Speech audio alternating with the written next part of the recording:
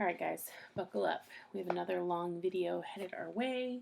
I'm going to record 2 chapters today in this one video because we are on chapter 10. So we have 10, 11, 12, and 13 left. So I'm going to record 2 today, 1 tomorrow, 1 Thursday, and then that's it. We're done. I encourage you to go out this summer and maybe find the 4th book. That way you can continue reading. Remember, there's 13 in the series. Go out, read them all. I've read them all. They're amazing. I love them. So continue reading if you're interested in the lives of the Baudelaire orphans. All right, so today I'm going to read you chapters 10 and 11. It's about 25 pages, right around there. It's a pretty good chunk. So like I said, it's probably going to be another long video. So here we go, chapter 10.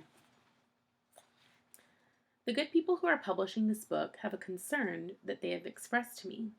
The concern is that readers like yourself will read my history of the Baudelaire orphans and attempt to imitate some of the things they do. So, at this point in the story, in order to mollify the publishers, the word mollify here means get them to stop tearing their hair out in worry, please allow me to give you a piece of advice. Even though I don't know anything about you, the piece of advice is as follows. If you ever need to get to Curdled Cave in a hurry, do not, under any circumstances, steal a boat and attempt to sail across Lake Lachrymose during a hurricane, because it is very dangerous and the chances of your survival are practically zero. You should especially not do this if, like the Baudelaire orphans, you have only a vague idea of how to work a sailboat. Count Olaf's comrade, standing at the dock and waving a chubby fist in the air, grew smaller and smaller as the wind carried the sailboat away from Demalki's dock. As Hurricane Herman raged over them, Violet, Klaus, and Sunny examined the sailboat they had just stolen.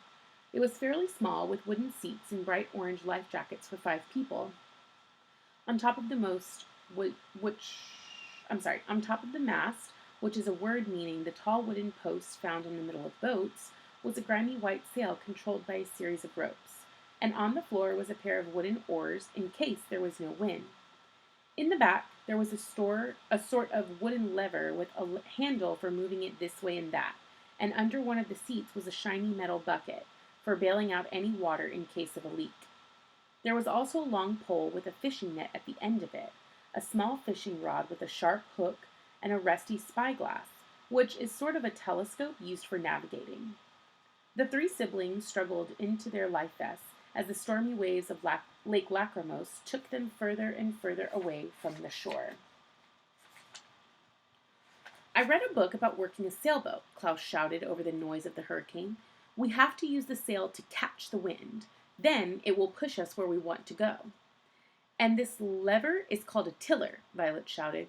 I remember it from studying small naval blueprints. The tiller controls the rudder, which is below the water steering the ship. Sunny, sit in back and work the tiller.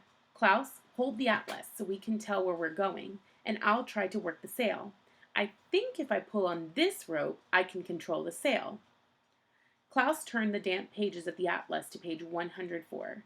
That way, he pointed, pointing to the right. The sun is setting over there, so that must be west. Sunny scurried to the back of the sailboat and put her tiny hands on the tiller just as a wave hit the boat and sprayed her with foam. Kurgtem, she called, which meant something along the lines of, I'm going to move the tiller this way in order to steer the boat according to Klaus's recommendation. The rain whipped around them, and the wind howled, and a small wave splashed over the side, but to the orphans' amazement, the sailboat moved in the exact direction they wanted it to go. If you had come across the 3 Baudelaires at this moment, you would have thought their lives were filled with joy and happiness, because even though they were exhausted, damp, and in very great danger, they began to laugh in their triumph. They were so relieved that something had finally gone right that they laughed as if they were at the circus instead of in the middle of a lake, in the middle of a hurricane, in the middle of trouble. As the storm wore itself out, splashing waves over the sailboat and flashing lightning over their heads, the Baudelaires sailed the tiny boat across the vast and dark lake. Violet pulled ropes this way and that to catch the wind, which kept changing direction, as wind tends to do. Klaus kept a close eye on the atlas and made sure they weren't heading off course to the wicked whirlpool or the Rackarois rocks. And Sunny kept the boat level by turning the tiller whenever Violet signaled. And just when the evening turned to night, and it was too dark to read the atlas, the boatler saw a blinking light of pale purple. The orphans had always thought lavender was a rather sickly color, but for the first time in their lives, they were glad to see it. It meant that the sailboat was approaching the Lavender Lighthouse, and soon they'd be at Curdled Cave. The storm finally broke. The word broke here means ended, rather than shattered or lost all its money. And the clouds parted to reveal an almost full moon. The children shivered in their soaking clothes and stared out at the calming waves of the lake, watching the swirls of its inky depths. Lake Lachrymose is actually very pretty, Klaus said thoughtfully. I never noticed it before. Sinned, Sunny agreed, adjusting the tiller slightly. I guess we never noticed it because of Aunt Josephine, Violet said. We got used to looking at the lake through her eyes. She picked up the spyglass and squinted into it, and she was just able to see the shore. I think I can see the lighthouse over there. There's a dark hole in a cliff right next to it. It must be the mouth of Curdled Cave. Sure enough, as the sailboat drew closer and closer, the children could make out the Lavender Lighthouse and the mouth of the nearby cave. But when they looked into its depths, they could see no sign of Aunt Josephine, or anything else for that matter. Rocks began to scrape the bottom of the boat, which meant they were in very shallow water, and Violet jumped out to drag the sailboat onto a craggy shore. Klaus and Sunny stepped out of the boat and took off their life jackets. Then they stood at the mouth of Curdled Cave and paused nervously. In front of the cave there was a sign saying it was for sale, and the orphans could not imagine who would want to buy such a phantasmagorical. Yes.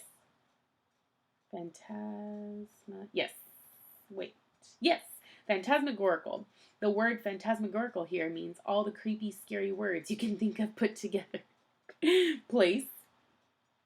The mouth of the cave had jagged rocks all over it like teeth in the mouth of a shark. Just beyond the entrance, the youngsters could see strange white rock formations, all melted and twisted together, so they looked like moldy milk. The floor of the cave was as pale and dusty as if it were made of chalk. But it is not these sights that made the children pause. It was the sound coming out of the cave. It was a high-pitched, wavering wail, a hopeless and lost sound, and strange, as eerie as Curdled Cave itself. What is that sound? Violet asked nervously. Just the wind, probably, Klaus replied. I read somewhere that when wind passes through small spaces like caves, it can make weird noises. It's nothing to be afraid of. The orphans did not move. The sound did not stop. I'm afraid of it anyway, Violet said. Me too, Klaus said. Ginny, Sunny said, and began to crawl into the mouth of the cave. She probably meant something along the lines of, we didn't sail a stolen sailboat across Lake Lachrymose in the middle of Hurricane Herman, just to stand nervously at the mouth of a cave. And her siblings had to agree with her and follow her inside. The wailing was louder as it echoed off the walls and rock formations, and the boaters could tell it wasn't the wind. It was Aunt Josephine, sitting in a corner of the cave and sobbing with her head in her hands. She was crying so hard that she hadn't even noticed the boaters come into the cave. Aunt Josephine? Klaus said hesitantly. We're here. Aunt Josephine looked up, and the children could see that her face was wet from tears and chalky from the cave. You figured it out, she said, wiping her eyes and standing up. I knew you could figure it out, she said, and took each of the boaters in her arms. She looked at Violet, and then at Klaus, and then at Sunny, and the orphans looked at her and found themselves with tears in their own eyes as they greeted their guardian. It was as if they had not quite believed that Aunt Josephine's death was fake until they had seen her alive with their own eyes. I knew you were clever children, Aunt Josephine said. I knew you would read my message. Klaus really did it, Violet said. But Violet knew how to work the sailboat, Klaus said. Without Violet, we never would have arrived here. And Sunny stole the keys, Violet said, and worked the tiller. Well, I'm glad you all made it here, Aunt Josephine said. Let me just catch my breath and I'll help you bring in your things. The children looked at one another. What things? Violet asked. Why, your luggage, of course, Aunt Josephine replied, and I hope you brought some food because the supplies I brought are almost gone. We didn't bring any food, Klaus said. No food? Aunt Josephine said. How in the world are you going to live with me in this cave if you didn't bring any food? We didn't come here to live with you, Violet said. Aunt Josephine's hand flew to her head and she rearranged her bun nervously. Then why are you here? She asked. Steam, Sunny shrieked, which meant because we were worried about you. Steam is not a sentence, Sunny, Aunt Josephine said sternly. Perhaps one of your older siblings could explain in correct English why you're here. Because Captain Sham almost had us in his clutches, Violet cried. Everyone thought you were dead, and you wrote in your will and testament that we should be placed in the care of Captain Sham. But he forced me to do that, Aunt Josephine whined. That night, when he called me on the phone, he told me he was really Count Olaf. He said I had to write out a will saying you children would be left in his care. He said if I didn't write what he said, he would drown me in the lake. I was so frightened that I agreed immediately. Why didn't you call the police? Violet asked. Why didn't you call Mr. Poe? Why didn't you call somebody who could have helped? You know why, Aunt Josephine said crossly. I'm afraid of using the phone. Why, I was just getting used to answering it. I'm nowhere near ready to use the numbered buttons. But in any case, I didn't need to call anybody. I threw a footstool through the window and then sneaked out of the house. I left you the note so that you would know I wasn't really dead, but I hid my message so that Captain Sham wouldn't know I had escaped from him. Why didn't you take us with you? Why did you leave us all alone, by ourselves? Why didn't you protect us from Captain Sham? Klaus asked. It is not grammatically correct, Aunt Josephine said, to say, leave us all alone by ourselves. You can say, leave us all alone, or leave us by ourselves, but not both. Do you understand? The Baudelaires looked at one another in sadness and anger. They understood. They understood that Aunt Josephine was more concerned with grammatical mistakes than with saving the lives of the three children. They understood that she was so wrapped up in her own fears that she had not given a thought to what might have happened to them. They understood that Aunt Josephine had been a terrible guardian in leaving the children all by themselves in great danger.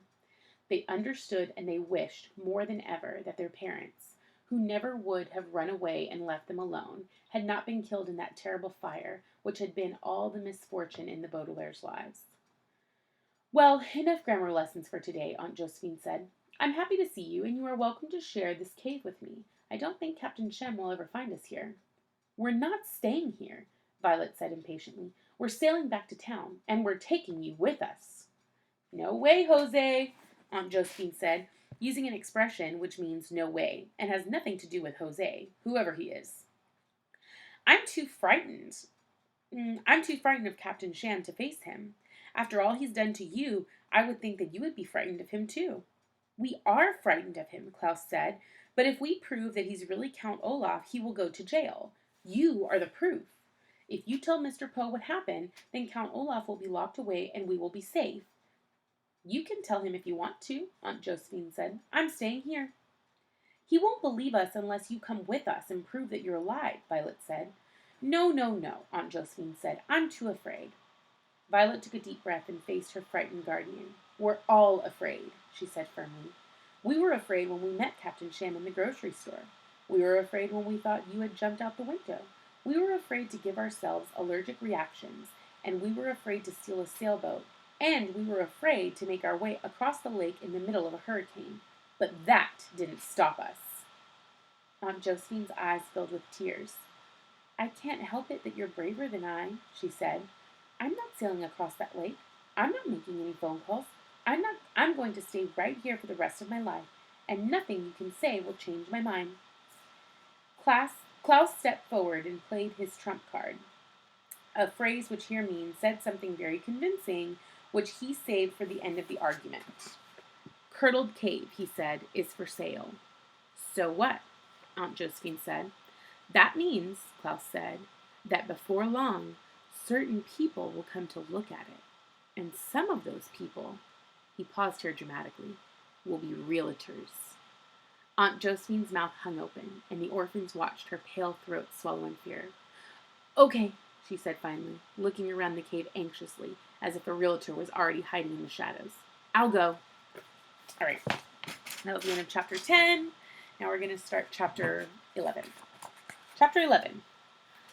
Oh no, Aunt Josephine said.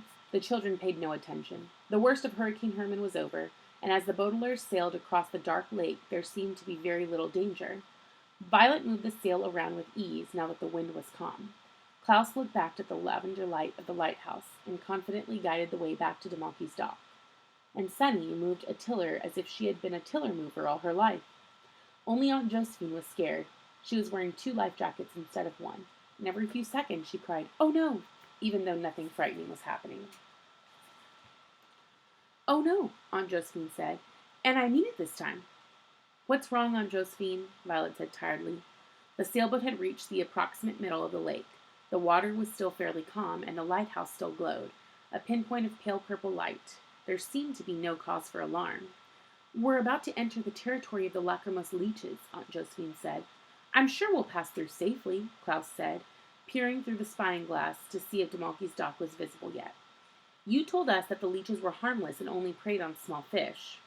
"Unless you've eaten recently," Aunt Josephine said. "But it's been hours since we've eaten," Violet said soothingly. "The last thing we ate were peppermints at the Anxious Clown. That was in the afternoon, and now it's the middle of the night." Aunt Josephine looked down and moved away from the side of the boat. "But I ate a banana," she whispered, "just before you arrived." "Oh no," Violet said. Sunny stopped moving the tiller and looked worriedly into the water. "I'm sure there's nothing to worry about," Klaus said. "Leeches are very small animals. If we were in the water, we might have reason to fear, but I don't think they'd attack a sailboat. Plus, Hurricane Herman may have frightened them away from their territory. I bet the lachrymose leeches won't even show up." Klaus thought he was done speaking for the moment, but in that moment that followed, he added one more sentence. The sentence was, "Speak of the devil." And it's an expression that you use when you are talking about something only to have it occur. For instance, if you were at a picnic and said, "I hope it doesn't snow," and at that very minute a blizzard began, you could say, "Speak of the devil," before gathering up your blanket and potato salad and driving away to a good restaurant. But in the case of the Baudelaire orphans, I'm sure you can guess what happened to prompt Klaus to use this expression. "Speak of the devil," Klaus said, looking into the waters of the lake. Out of the swirling blackness came skinny, rising shapes barely visible in the moonlight. The shapes were scarcely larger than a finger. And at first it looked as if someone were swimming in the lake and drumming their fingers on the surface of the water. But most people have only 10 fingers, and in the few minutes that followed there were hundreds of these tiny shapes, wriggling hungrily from all sides toward the sailboat. The lachrymose leeches made a quiet whispering sound on the water as they swam, as if the Baudelaire orphans were surrounded by people murmuring terrible secrets. The children watched in silence as the swarm approached the boat, each leech knocking lightly against the wood, their tiny leech mouths puckered in disappointment as they tried to taste the sailboat. Leeches are blind, but they aren't stupid, and the lachrymose leeches knew they were not eating a banana. "You see," Klaus said nervously, as the tapping of the leech mouths continued. "We're perfectly safe."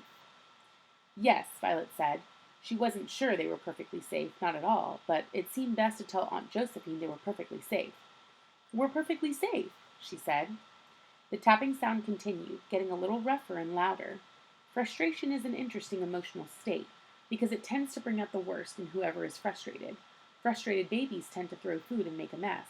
Frustrated citizens tend to execute kings and queens and make a democracy. And frustrated mouths tend to bang up against light bulbs and make light fixtures all dusty. Moths, I'm sorry. But unlike babies, citizens, and moths, leeches are quite unpleasant to begin with. Now that the lachrymose leeches were getting frustrated, everyone on board the sailboat was quite anxious to see what would happen when frustration brought out the worst in leeches. For a while, the small creatures tried and tried to eat the wood, but their tiny teeth didn't really do anything but make an unpleasant knocking sound. But then, all at once, the leeches knocked off, and the Baudelaires watched them wiggle away from the sailboat. "They're leaving," Klaus said hopefully. But they weren't leaving. When the leeches had reached a considerable distance, they suddenly swiveled their tiny bodies around and came rushing back to the boat. With a loud thwack, the leeches all hit the boat, more or less at once, and the sailboat rocked precariously, a word which here means in a way which almost threw out Aunt Josephine and the Baudelaire youngsters to their doom. The four passengers were rocked to and fro and almost fell into the waters of the lake, where the leeches were wriggling away to prepare for another attack. Yadik! Sunny shrieked and pointed at the side of the boat. Yadik, of course, is not grammatically correct English, but even Aunt Josephine understood that the youngest Baudelaire meant, "Look at the crack in the boat that the leeches have made." The crack was a tiny one, but as long as a pencil and about as wide as human hair, and it was curved downward, so it looked as if the sailboat were frowning at them. If the leeches kept hitting the side of the boat, the frown would only grow wider. "We have to sail much faster," Klaus said, "or this boat will be in pieces in no time." "But sailing relies on the wind," Violet pointed out. "We can't make the wind go faster." "I'm frightened," Aunt Josephine cried. "Please don't throw me overboard." "Nobody's going to throw you overboard," Violet said impatiently, although I'm sorry to tell you that Violet was wrong about that. "Take an oar, Aunt Josephine. Klaus, take the other one. If we use the sail, the tiller, and the oars, we should move quickly." Thwack! The lachrymose leeches hit the side of the boat, widening the crack in the side and rocking the boat again. One of the leeches was thrown over the side in the impact and twisted this way and that on the floor of the boat, gnashing its tiny teeth as it looked for food. Grimacing, Klaus walked cautiously over to it and tried to kick the leech overboard, but it clung onto his shoe and began gnawing through the leather. With a cry of disgust, Klaus shook his leg, and the leech fell off into the floor of the sailboat again. Stretching its tiny neck and opening and shutting its mouth, Violet grabbed the long pole and, with the net and the end of it, scooped up the leech and tossed it overboard. Thwack! The crack widened enough that a bit of water began to dribble through, making a small puddle on the sailboat's floor. "Sunny," Violet said, "keep an eye on that puddle. When it gets bigger, use the bucket to throw it back into the lake." "Mophie!" Sunny shrieked, which meant, "I certainly will." There was the whispering sound as the leeches swam away to ram the boat again. Klaus and Aunt Josephine began rowing as hard as they could, while Violet adjusted the sail and kept the net in her hand for any more leeches who got on board. Thwack! Thwack! There were two loud noises now, one on the side of the boat and one on the bottom, which cracked immediately. The leeches had divided up into two teams, which is good news for playing kickball, but bad news if you are being attacked. Aunt Josephine gave a shriek of terror. Water was now leaking into the sailboat in two spots, and Sunny abandoned the tiller to bail the water back out. Klaus stopped rowing and held the oar up without a word. It had several small bite marks in it, the work of the lachrymose leeches. "Rowing isn't going to work," he reported to Violet solemnly. "If we row any more, these oars will become completely eaten." Violet watched Sunny crawl around with the bucket full of water. "Rowing won't help us anyway," she said. "The boat is sinking. We need help." Klaus looked around at the dark and still waters, empty except for the sailboat and swarms of leeches. "Where can we get help in the middle of a lake?" he asked. "We're going to have to signal for help," Violet said, and reached into her pocket and took out a ribbon. Handing Klaus the fishing net, she used the ribbon to tie her hair up, keeping it out of her eyes. Klaus and Sunny watched her, knowing she only tied her hair up this way when she was thinking of an invention, and right now they needed an invention quite desperately. "That's right," Aunt Josephine said to Violet. "Close your eyes. That's what I do when I'm afraid, and it always makes me feel better to block out the fear." "She's not blocking out anything," Klaus said. "She's concentrating." Klaus was right. Violet concentrated as hard as she could, racking her brain for a good way to signal for help. She thought of fire alarms, with flashing lights and loud sirens. Fire alarms were an excellent way to signal for assistance. Although the Baudelaire orphans, of course, sadly knew that sometimes the fire engines arrived too late to save people's lives, a fire alarm was still a good invention, and Violet tried to think of a way she could imitate it using materials around her. She needed to make a loud sound to get somebody's attention, and she needed to make a bright light, so that person would know where they were. Thwack! Thwack! The two teams of leeches hit the boat again, and there was a splash as more water came pouring into the sailboat. Sunny started to fill the bucket with water, but Violet reached forward and took it from Sunny's hands. "Barrow?" Sunny shrieked, which meant, "Are you crazy?" But Violet had no time to answer. "No, as a matter of fact, I'm not." So she merely said, "No," and holding the bucket in one hand, began to climb up the mast. It is difficult enough to climb up the mast of a boat, but it is triple the difficulty if the boat is being rocked by a bunch of hungry leeches. So allow me to advise you that this is another thing that you should under no circumstances try to do.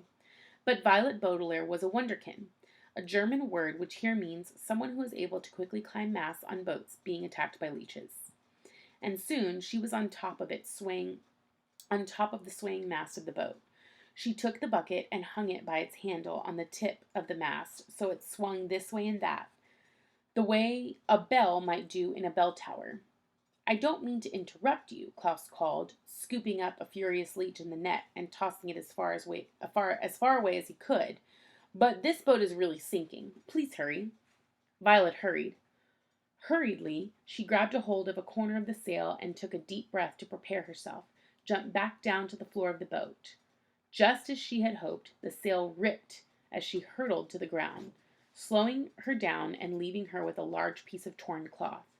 By now, the sailboat had quite a lot of water in it, and Violet splashed over to Aunt Josephine, avoiding the many leeches that Klaus was tossing out of the boat as quickly as he could. I need your oar, Violet said, wadding the piece of sail up into a ball. And I need your hairnet. You can have the oar, Aunt Josephine said, handing it over, but I need my hairnet. It keeps my bun in place. Give her the hairnet, Klaus cried, hopping up on one of the seats as a leech tried to bite his knee. But I'm scared of having hair in my face. Aunt Josephine whined. Just another pair of thwacks hit the boat. I don't have time to argue with you, Violet cried. I'm trying to save each of our lives. Give me your hairnet right now. The expression, Aunt Josephine said, is saving all of our lives, not each of our lives. But Violet had heard enough. Splashing forward and avoiding a pair of wiggling leeches, the eldest Baudelaire reached forward and grabbed Aunt Josephine's hairnet off her head. She wrapped the crumpled part of the sail in the hairnet and then grabbed the fishing pole and attached the messy ball of cloth to the fish hook. It looked like she was about to go fishing for some kind of fish that lugs sailboats and hair accessories for food. Thwack! Thwack! The sailboat tilted to one side and then to the other. The leeches had almost smashed their way through the side. Violet took the oar and began to rub it up and down the side of the boat as fast and as hard as she could. What are you doing? Klaus asked, catching 3 leeches in one scoop of his net. I'm trying to create friction, Violet said. If I rub 2 pieces of wood enough, it'll create friction. Friction creates sparks. When I get a spark, I'll set the cloth and hairnet on fire and use it as a signal. You want to set a fire? Klaus cried. But a fire will mean more danger. Not if I wave the fire over my head using the fishing pole, Violet said. I'll do that and hit the bucket like a bell, and that should create enough of a signal to fetch us some help. She rubbed and rubbed the oar against the side of the boat, but no sparks appeared. The sad truth was that the wood was too wet from Hurricane Herman and from Lake Lachrymose to create enough friction to start a fire. It was a good idea, but Violet realized, as she rubbed and rubbed without any result, that it was the wrong idea. Thwack! Thwack! Violet looked around at Aunt Josephine and her terrified siblings and felt hope leak out of their heart as quickly as water was leaking into the boat. It's not working, Violet said miserably, and felt the tears fall down her cheeks. She thought of that promise she made to her parents shortly before they were killed, that she would always take care of her younger siblings. The leeches swarmed around the sinking boat, and Violet feared that she had not lived up to her promise. It's not working, she said again, and dropped the oar in despair. We need a fire, but I can't invent one. It's okay, Klaus said, even though of course it was not okay. We'll think of something. Tint it, Sunny said, which meant something along the lines of, don't cry, you tried your best. Uh-oh. But Violet cried anyway. It is very easy to say that the important things to do is to try your best. But if you are in real trouble, the most important thing is not trying your best, but getting to safety. The boat rocked back and forth, and water poured through the cracks, and Violet cried because it looked like they would never get to safety. Her shoulders shaking with sobs, she held the spyglass up to her eye to see if, by chance, there was a boat nearby, or if the tide had happened to carry the sailboat to shore. But all she could see was the moonlight reflecting on the rippling waters of the lake. And this was a lucky thing. because as Violet saw the flickering reflection, she remembered the scientific principles of the convergence and refraction of light. The scientific principles of the convergence and refraction of light are very confusing, and quite frankly, I can't make head or tail of them, even when my friend Dr. Lorenz explains them to me. But they made perfect sense to Violet. Instantly, she thought of a story her father had told her long ago, when she was just beginning to be interested in science. When her father was a boy, he had a dreadful cousin who liked to burn ants, starting a fire by focusing the light on the sun with her. All right, I'm going to pause because there's an illustration I'm going to show you. The caption for the illustration says, Violet cried because it looked like they would never get to safety. So with this, you can see the winds, the water, the boat, the orphans, and then Aunt Josephine.